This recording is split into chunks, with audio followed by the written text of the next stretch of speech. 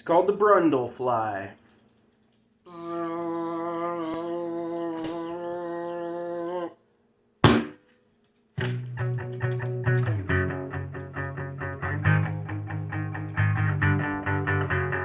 Did it for the science, did it for the fame, did it, made a mockery, and now I'm driving myself insane.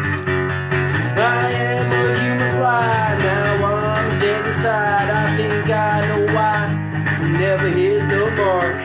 I am a dirty man, cleaned up the best I can, but somehow a fly got inside of my teleportation device.